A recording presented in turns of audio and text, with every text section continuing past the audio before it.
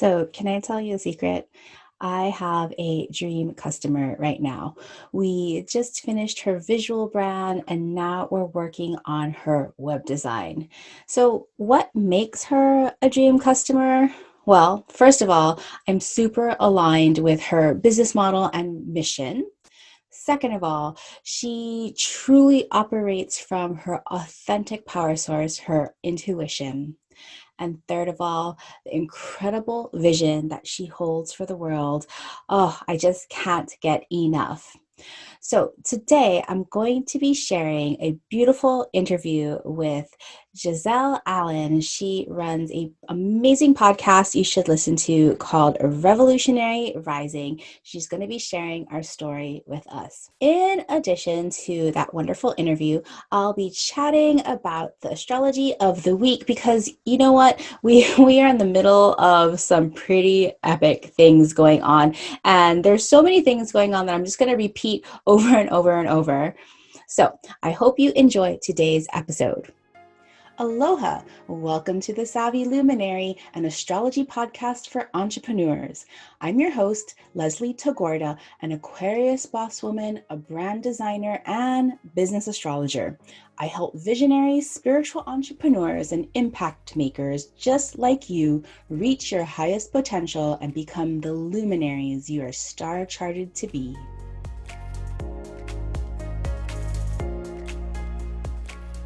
Before we dive into all of the things, I wanted to set the intention for today's episode.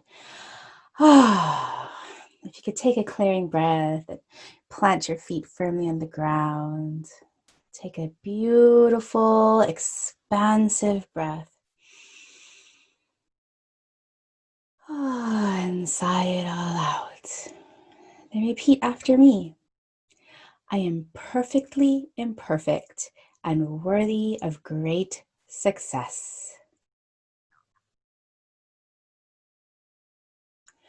I am perfectly imperfect and worthy of great success.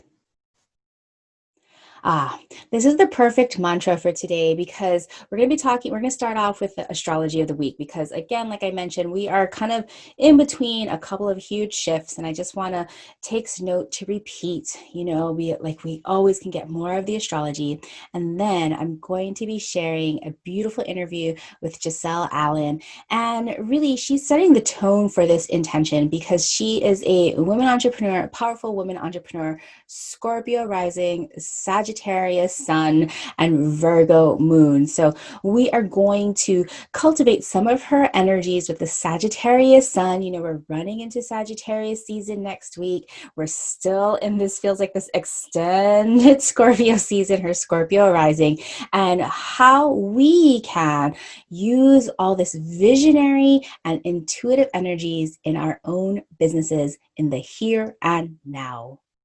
Okay, let's talk about some astrology first, because last week's episode, I talked about the new moon in Scorpio, right? It feels like we've been talking about Scorpio forever because of our recently completed Mercury retrograde. Then we had Scorpio season. There's been so much Scorpio going around. But when this episode drops on Sunday the 15th, we would have just had our new moon in Scorpio. So I really hope that you are making time to do your intentions, setting your intentions, because to me, this super new moon in Scorpio is really a culmination of all of these cosmic shifts that we've been having, including, the results of rethinking your intuition, Mercury retrograde, the results of our Mars retrograde ending so that you can really get in tune and align with your true motivations and really reaffirm your energies, right? We also recently just had the great Jupiter-Pluto conjunction, really talking about this next level evolution, the new ideology that is beginning.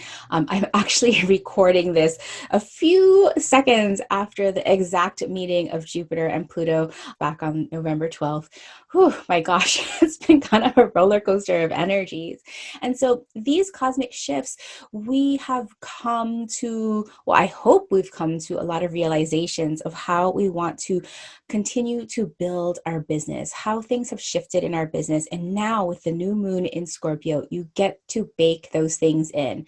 So if you're listening to this when this episode drops on Sunday or early Monday morning, you still have time. I'm hosting a very special new moon ceremony. You can always go to thesavvyluminary.com/new moon. It's not too late to register, because during the ceremony, of course, we're going to be talking about the new moon activations in Scorpio. We're going to be talking about how to trust our intuition and how to invest in our businesses to help us with that next level evolution. So it's a culmination of all of these cycles that I'll be talking about in ceremony. So I hope you join us.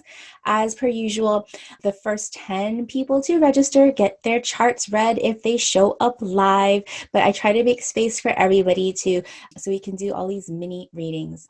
So let's jump into the astrology of the week of November 15th through the 21st. So even though the Jupiter-Pluto conjunction exactness happened on the 12th, we're really going to be feeling this for a while. This whole coming week, we're still working with integrating all of that energy. And even on the new moon on the 15th, Venus will be squaring both Jupiter and Pluto, that conjunction, right? So whatever Venus, because Venus is this lovely energy and this energy about connecting and about values and attraction, right?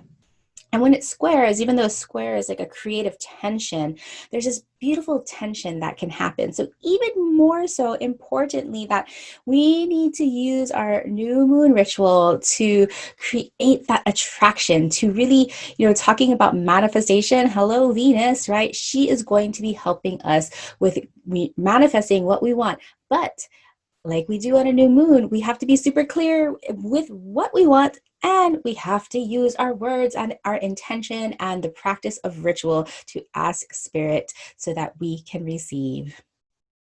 On Tuesday, the 17th, Mercury is now picking up speed, right? It's not out of its shadow zone yet, but Mercury will now be opposite of Uranus in Taurus. So whenever, Mercury, planet of communications, and Uranus, the trickster energy of like breakthrough and shake up and innovation, so your communications could be a little bit tricky on the 17th. It's not really like a Mercury retrograde, but, there could be lots of things with like electrical problems with your devices or, things shutting down. I feel like the internet is almost on the verge of breaking anyway. Like I just had so many problems today with all things Google, all things Zoom.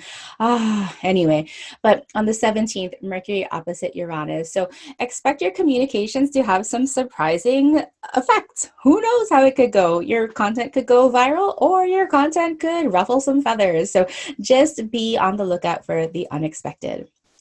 On Tuesday, November 19th, we have Venus squaring Saturn. So similar like into the beginning of the week where Venus was squaring both Pluto and Jupiter, when Venus is squaring Saturn, there is kind of boundaries, boundaries to who we connect with, boundaries to our values, boundaries to what we should spend, or boundaries to how much we should price. So look at how Saturn, boundaries, responsibility, sustainability, dedication is really impacting your values and the way you connect. I'm curious how it shows up for you.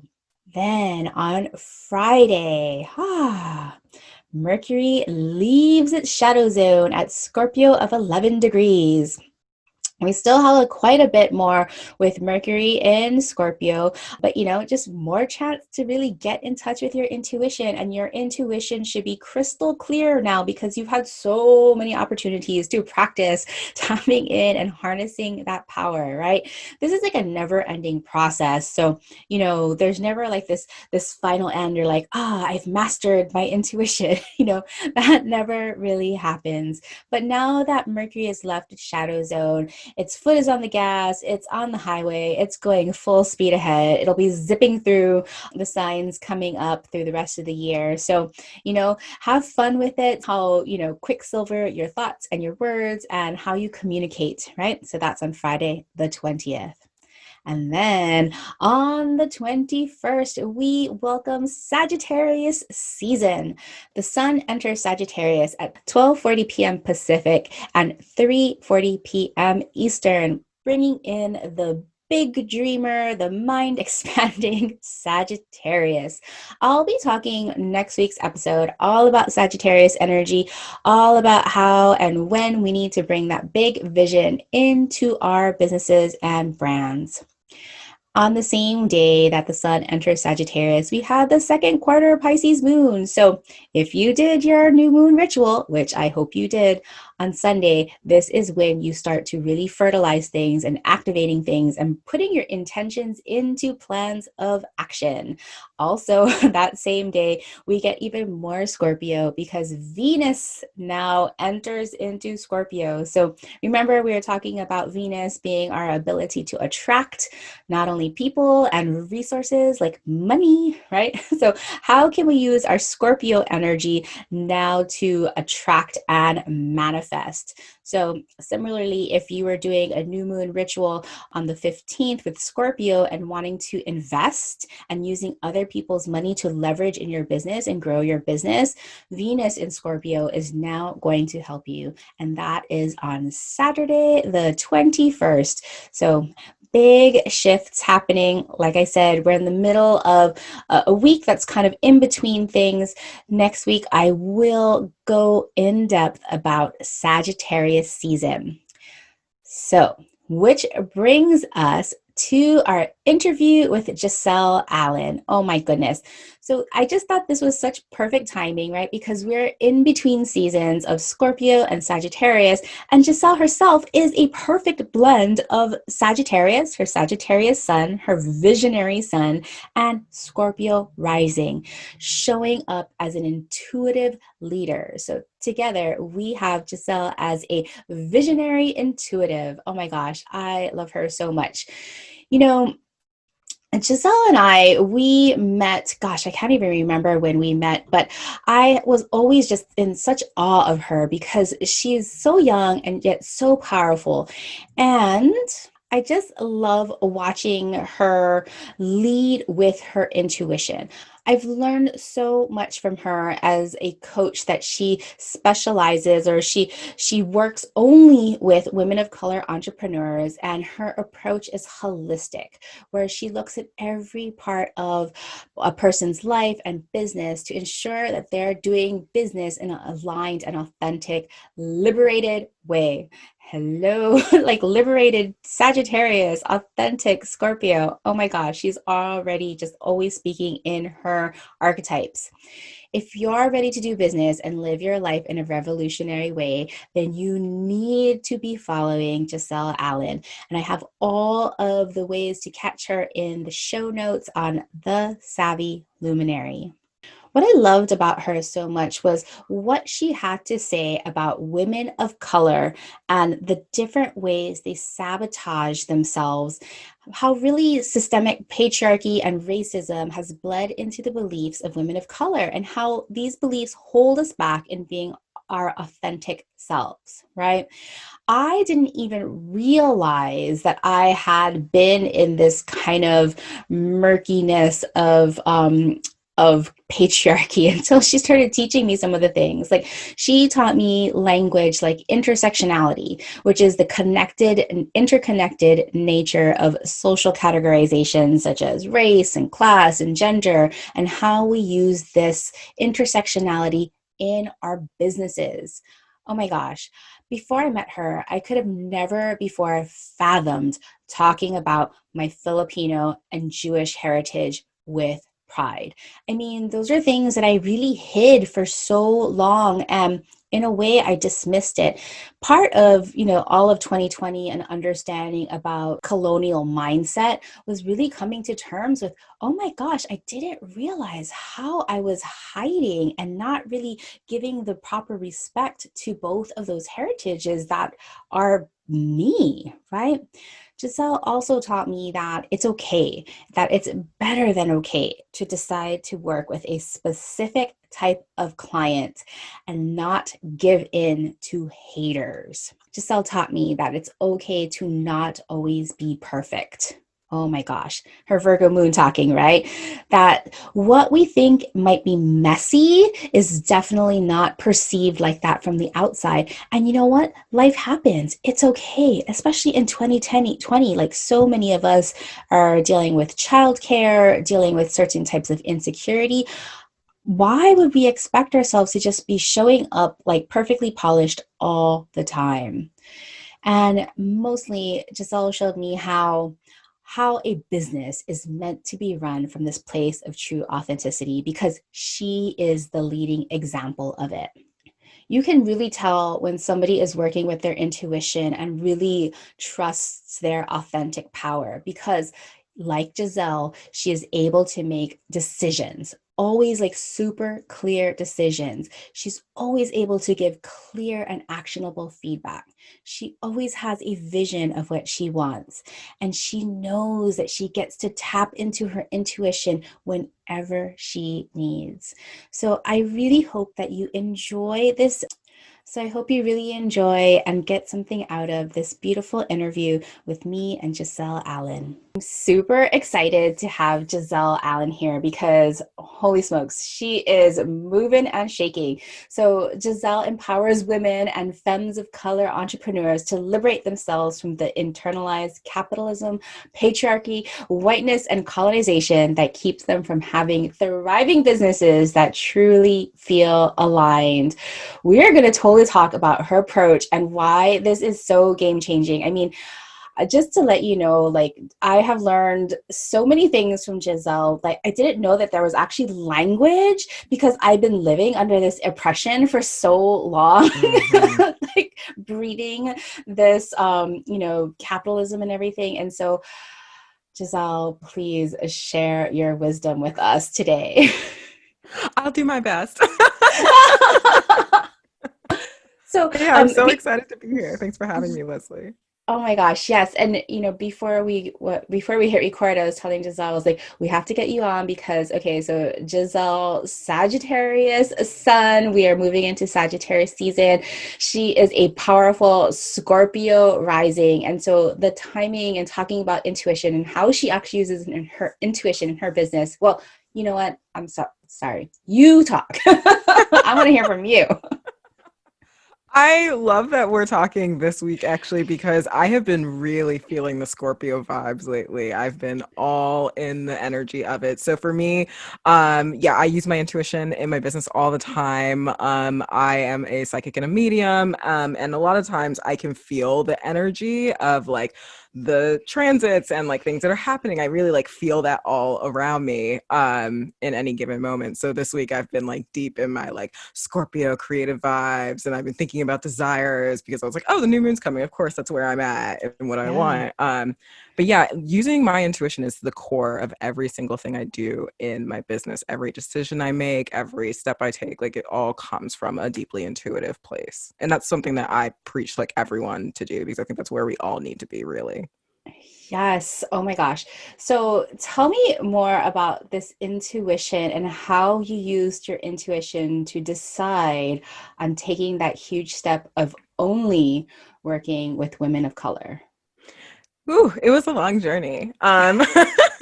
It was a really long journey. So it really started with last summer, so summer 2019, where I was reconnecting to my intuition, to my abilities, because really had felt disconnected from like considering myself a psychic, considering myself a medium, because I don't look like white spiritual coaches. I don't sound like them. I don't talk about it in that way. So I was like, well, what I have isn't what they have, because like it just doesn't look right. You know, what I'm doing Yeah. isn't right, quote unquote. Um, and across last summer, I really started to get in touch with like, okay, having a deep co-creation with divine, like calling in the next steps, and really trusting that. I always, with my clients, I call it lily pads, trusting that like if I take one step onto that next lily pad, the next one will open up. Because I think for a really long time, and I think most people like are like this, like we expect that when we get the answers, it's going to show us the whole thing, right? And it's like, Hmm. no, it's just usually like, I have to do this thing. I don't know why. Let's see where it goes. And that's very much what the journey was for me. So like to like crunch it down, basically, my intuition led me to a program in which I had a lot of experiences with white dominant culture, and it was really shocking for me and suffocating for me. And that experience is what led me to realize that I need women of color only spaces. And if I need it, then I can't be the only one. And along that, during that time as well, I just like intuitively started talking about race more and more in my work, which Hmm. again, like, and I was getting so many signals that the people like want to hear this from me. They want to talk about it. And I just kept hopping from lily pad to lily pad to lily pad until I finally got to the place where I was serving women of color exclusively, and everything unlocked from there. Really, everything unlocked from there. Oh my gosh. It makes so much sense. I love the idea of the lily pad, but I love hearing your story because that there's this element of, okay, well, you trusted your intuition, right? To Mhm. follow it, to jump on all those lily pads. And then you made a freaking scary ass decision to say, like, I'm only going to work with this one type of person. Because I imagine there's been a lot of pushback. You know, there was pushback. Let me think. I think I ended up honestly doing it so gradually that by the time I did it, everyone was like, "Don't you already do that?" Um, so I think that actually I ended up getting a ton and ton and ton of support, but it was something that I didn't have any evidence that it was going to work. You know, there's like at the time, I feel like now everyone is kind of doing it, but at the time, it didn't really feel like there were a lot of people out there who were just serving women of color, really thriving, doing it, all that stuff. And so I didn't have a template to follow. I didn't know if anyone would want what I have. And I didn't even know where women of color were because we've been so separate in the space. But I really pushed myself to say to what is it that I pushed myself to do? I think I really pushed myself to just take the leap of faith and see what if. And I think that most people are so afraid to take the leap and fall that they don't ever take the leap and find out that they're going to stand. And so that was really what I just decided to go with, and that's what happened for me. Yeah, I that leap of faith and like falling, I think that's like something that all entrepreneurs face, right? And Mm-hmm. that's where so many people get stuck. Like they don't want to risk the failure, but like entrepreneurship is just a number of failures that you just get back Back up to from. back to back. Yeah. It's all failure. It's all failure. I will say yes, and I feel like when I truly follow my intuition, that there's no failure. That it's like when I'm really following that thing that feels true and feels right, it's just like boom, boom, boom. Sometimes it might be messy and it might be like, oh, Yes. I didn't want it to go like that, but now I see why it went like that. But like for the most part, for me, I found that like the failures and the mucky stuff happens when my intuition's like, don't do that thing, and I'm like, but I want to go make money. And it's like, okay, here we go. And then you have to do the like long hard way instead of like the way that feels hard in your brain, but it's actually easier if you just walk that straight line. So yeah. Oh my gosh. So I have two things that I want to ask you about, like just kind of from there. It's like, so what do you exactly do when you're working with women of color and their personal Mm-hmm. brands and their messaging? Can you share with us? Mm-hmm. For me, what I do when I work with women of color is we really heal all of the wounds that they've developed from living in a racialized body. And so we're like, yes, we talk about the business, but really what we're talking about is like, why are you afraid to say what you want to say? Like, why are you afraid to show up in all of your identities? Why, like, what is the real hurt, the real trauma? Like, what is happening here? And so much of my work is really reconnecting women of color back to our intuition. I talk about it in a very, I don't know. I usually talk about intuition in a pretty secular way. Like we do a little bit of it, but I talk about it in a pretty secular way, honestly. And but for me, that's the real goal, like with all of my clients, is for them to feel like they have that place deep in their gut where they can operate from. Because as women of color, or I'll say women of color and femmes of color, the society does its best to strip us of that at any moment, every single moment. It's like, you don't know anything, you are wrong, the way you are is wrong, the way you look is wrong. And so you you end up in a place where you do believe everything about you is wrong. You have internalized that and you don't realize why until we like really peel it off and be like, oh, you think that because of whiteness. You think that because of like your old manager used to tell you that. Like you think that because of all this effed up stuff, and that's not actually true. So that's a lot of the work that we do is really just returning to center, reconnecting to your truth, and disconnecting from the bullshit of the external world. What changes from your clients when they go through that that unraveling process? Ooh, it depends. A lot, definitely a Yes. lot. I mean, so it can really look a lot of different ways. With a lot of my clients, one thing we do is that we reconnect them to their identity, right? And so we get rid of the compartmentalizing that they've done in the past to be safe and have proximity to whiteness, right? Mhm. So they feel like more comfortable being Black, Latina, Asian, South Asian, Indigenous, like whatever it looks like for them. They feel more comfortable in that identity. That's one piece that it can look like. It's also really trusting that when you want something, when you think something, when something feels wrong to you, that you go, okay, no, like I'm actually going to follow that. I'm not going to make myself wrong. It looks like slowing down, having more presence, having more intention. Those are like some of the big ones. Like if I could give my clients anything, it's the slowing down, it's the presence, it's the connection to the intuition, and it's seeing that they and their identities are right and worthy of being seen. So that's really what the outcomes, I would say. Oh my gosh. I feel like our work is so aligned. I feel like I'm constantly telling my customers also like slow down. You don't have to be perfect to show up.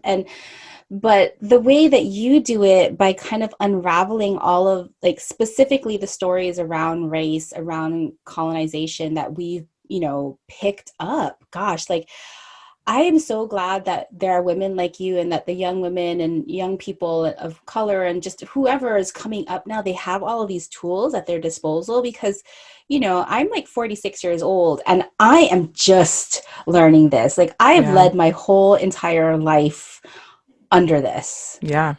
not having the vocabulary, not understanding like, oh, I feel shitty about myself because, well, somebody told me that I wasn't perfect enough. Like I should straighten my hair, I should lose weight, I Mhm. should not be so dark, all these things that you don't you don't necessarily nobody's telling you per se, but you're getting it. Oh yeah, are you getting it? And I think like the craziest thing is that we don't even get it just from like people are like white folks, but it's like really like we get it from our own cultures as well, right? Yeah. It's like because it's deeply internalized in the way that we function, the way that we view ourselves, the way we view other people. So it's just a really deep unlearning. Yeah, it's our work is so similar though because I one thing I love about astrology is that I think that astrology is this really beautiful way of like understanding who you are and like having it laid out for you, and it's gives you so much permission. I think that's a lot of what my work is too. It's like it's just giving you permission to just be who you are and say like this is Yes. how you're supposed to be. Oh my gosh, that's 100%. It's just like validating what you already know to be true, but Mhm. then, you pick up all the shoulds and then that's one thing that I see with my customers too, that when we use astrology, we don't have to compare and we don't have to copy, which is something that we end up doing when we're listening to all those external shoulds, right? Like, Absolutely. can we go deeper into why you feel that most women of color entrepreneurs are not thriving? like in the way that they'd like to in their business? It's definitely because I mean, oh wow, there's so many pieces to that. I'm like, what do I unpack? Okay, I will say the first and foremost thing is that we're typically in the wrong spaces. And so we're typically still in these super white dominant spaces that are super prescriptive, and the ways that the like strategies that they're prescribing to us are for really, they were created for white men. Like even if you have a white woman teaching it or like a person of color teaching it, they're teaching you these strategies that are really for white men.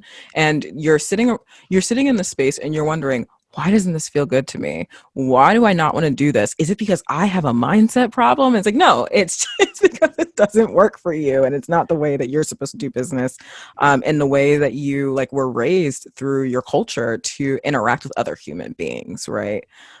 So I think that is one of the things. And I think being in those containers where like typically the white coach is the expert and you are just like their subject who is, supposed to like follow and listen, and they always know best, right? It's very like patriarchal, very top down. It disempowers you. And so you're creating your business from this deeply disempowering place instead of taking a step back and recognizing that like at the end of the day, business is not that complex. It's just showing up, telling people you have a thing to sell and letting them buy it Yes. from you. And how can you do that in a way that feels really good for you and that actually works for you? So I think that's really the biggest thing. It's just being in the wrong spaces, not having communities where someone can see you, see your worth, and see your value. That alone, just getting in the right spaces makes an enormous difference, an enormous one. Oh my gosh, I love that so much. Like there's enough space for all of us, and we just have to do our due diligence to find our people, find that space. It's not like we need like a million followers. Like people are super super successful with like five, like a list of 500 or a list of 20. It doesn't matter Mm-hmm. once you find your people. And then knowing, not like looking externally to those gurus, right, for all of the expertise, but looking in yourself, right? I know that like you've worked with me before in astro branding. I know people who have been listening to this podcast know that when we look at our sun sign, right, the soul of our business, it gives us insight as to our expertise and our mastery. Like there's thousands of copywriters, there's thousands of Mm-hmm. designers, there's thousands of astrologers, but the way that you do what you do based on your sun sign, right, makes you an expert, makes you a Absolutely. master. Absolutely. And that's what, like, I think so many folks of color, like, that's what we're really missing. And I think this is even like aside from folks of color, because I think the whole entrepreneurship space is just like completely messed up all around, right? It's like everyone's trying to be, I don't know whose horrible template is, but everyone's trying to like create content this way and do like all the templates. And it's like, no, people want your version of it. Like, they are Mhm. specifically looking for you. So like when you show up fully embracing all of your identities, when you show up as the fullest expression of your true self with like no holds bar, that's what changes everything, because people get excited about that. You're actually calling in the clients that are like your perfect soulmate, like you could die for them clients. And Yes. it makes a big difference when you're just being who you are. Oh my gosh, I've learned so much from you, Giselle. Like I remember even just like learning the word intersectionality once, and I was like, wait, there's a word for that? Like I was like, I always felt like it was like too much to tell people. It's like, oh yeah, like my mom's Jewish and my grandmother is Filipino and like I'm all of these different things. And it's like, Mm-hmm.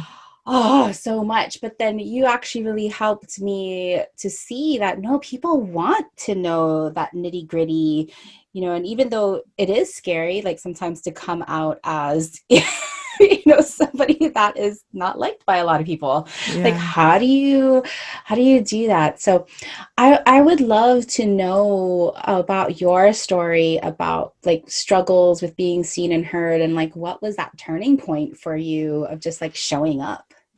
Yeah.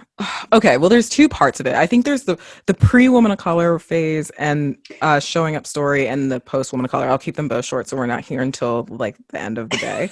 Um, but pre woman of color, a huge turning point for me was really listening to my community. I I would say that it really wasn't until about a year ago, right around this time actually, that I really started to see the power that like my words have and my presence has and like the gift that I am to other people. And, I being in the right communities where people were constantly reflecting back to me, like, you are so gifted. Like, literally just being your friend changes my life. Talking to you inspires me. Like, you create these shifts for me.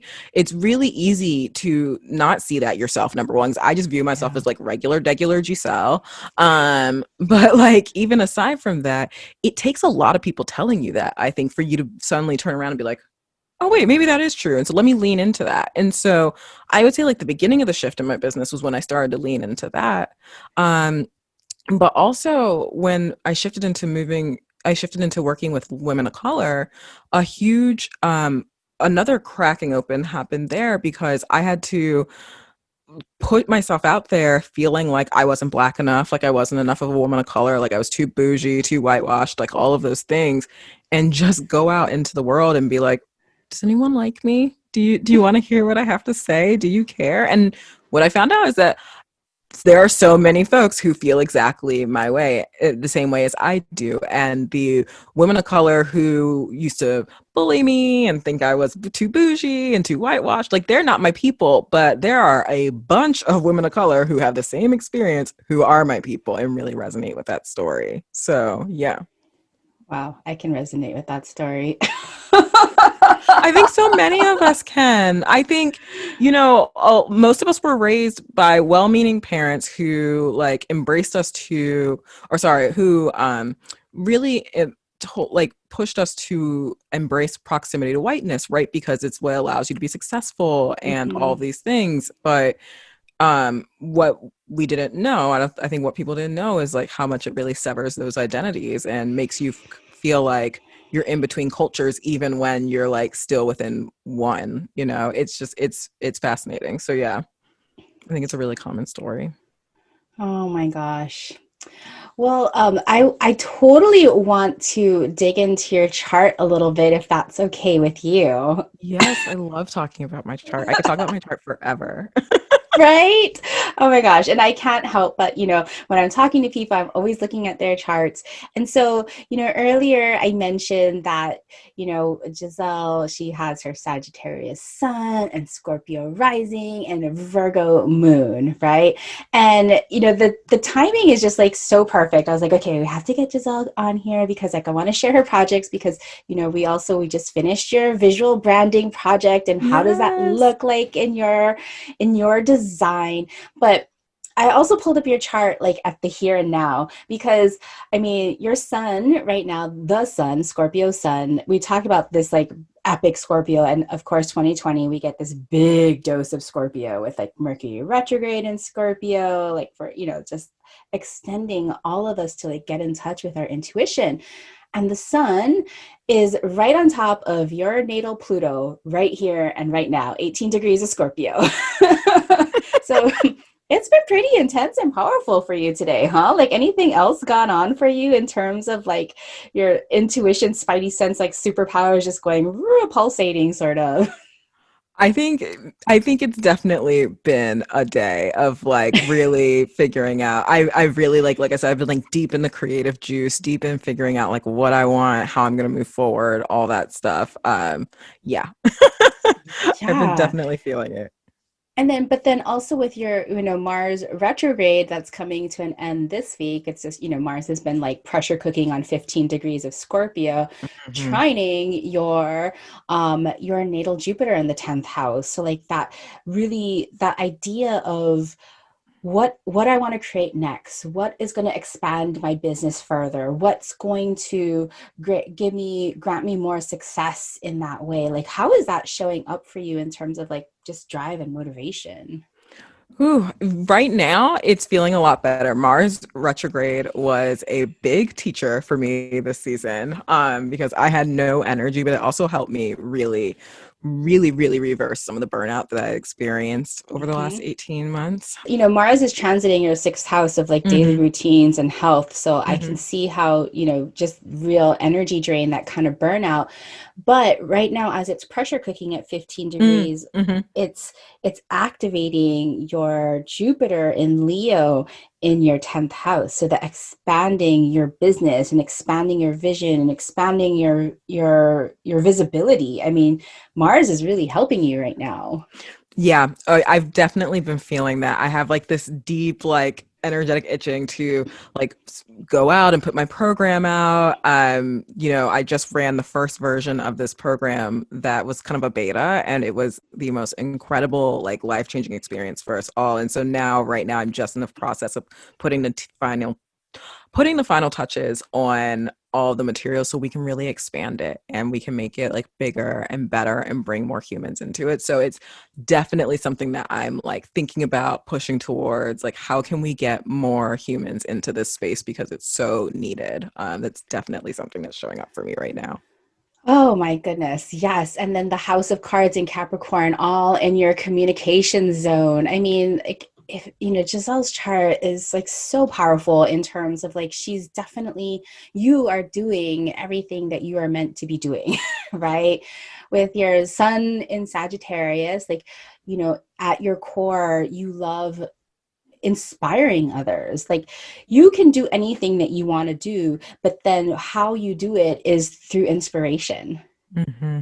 right? Yeah, Bringing in all of these different pieces together. That's like the beauty of Sagittarius, is that it loves to explore, it likes to inspire, and it's pulling in all these different modalities, right? Like all of these different cultural pieces, all of these different philosophical pieces, right? At the that's core, what you totally me. do. Mm-hmm. And then your moon in Virgo in the 10th house, like you want to be seen. I know you talk about the messiness, but like that's the messiness is like your antidote to that perfectionism that you want to be in business, right? And Yeah, so I love how like that messiness is part of your message, because your moon in Virgo, wanting to be seen as like this holistic, this diagnostician, this like kind of perfect business person, is all trining all of the energies you have in your third house in Capricorn, right? You got you got Mercury, you got Uranus, you got Neptune, you got Saturn, you got North Node, all in your third house in oh, thank Capricorn. you. I'll say I talk about messiness, but I think it's very Virgo of me to always think I'm so messy, and everyone's like, you're like doing 200 things like more than other people. Like you are not messy. So I'm always talking about messiness, but it's all in my head. It's Yeah, all like in to my head. others, it doesn't look like messy. Maybe, to all of your earthiness, you're like, oh, this is so messy. But it's like, no, you're really giving this structure and this permission to not have to show up perfectly. That it's Mm-hmm. more important for you to say what you need to say and say your message, no matter if it's going to ruffle feathers, like say what your truth is, what your spirit tells you is the truth, than to Mm-hmm. just hide it under this like candy coating of perfection. Absolutely. Absolutely. Right. And then Scorpio rising. I just love all my Scorpio rising clients. For whatever, I have a gazillion Scorpio rising clients because they're so freaking powerful. Just showing up as authentic. Like there's no other zodiac that they just have to show up authentically as themselves, and they Mm-hmm. just become this magnet. And so I'm wondering, like, after we did your visual brand, we're still working on the web design. And when we had our Astro Brand reading, like the first time, and we really started talking about that Scorpio rising, what do you resonate? Like, how has that kind of changed for you since like really understanding the power of the Scorpio rising? Mm.